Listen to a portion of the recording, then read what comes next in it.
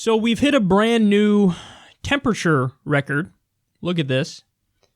It was 84 degrees near the Arctic Ocean this weekend as carbon dioxide hit its highest level in human history.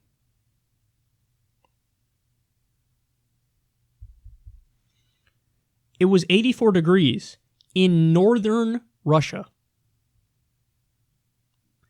Southern Russia is supposed to be cold. Northern Russia is supposed to be next level cold. 84 degrees.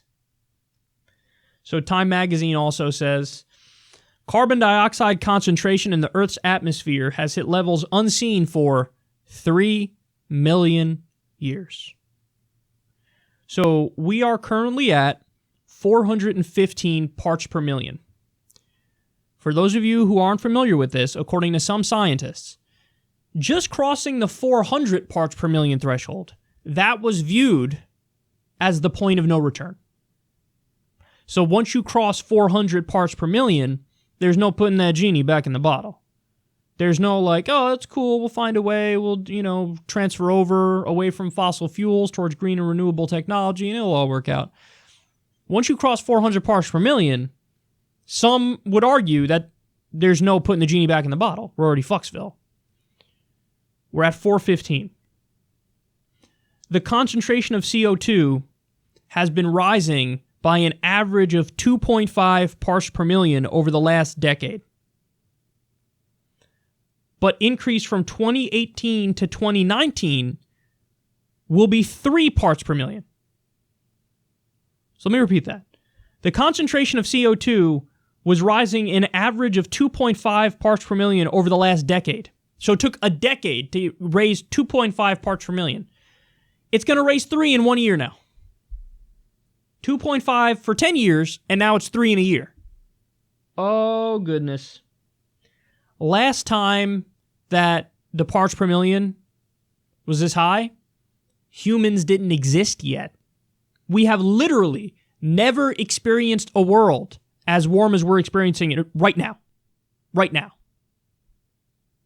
And by the way, this is one of the main reasons why you see really powerful hurricanes. Now we're getting a lot more powerful hurricanes. It's a direct result of this.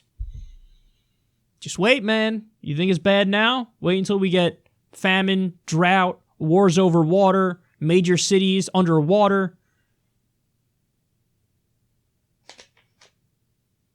And all the while, Pompeo and Trump are like, climate change is bringing us new business opportunities. Oh no, they're going to drill in the Arctic, man. They're going to drill in the Arctic, dude. That's what's going to happen.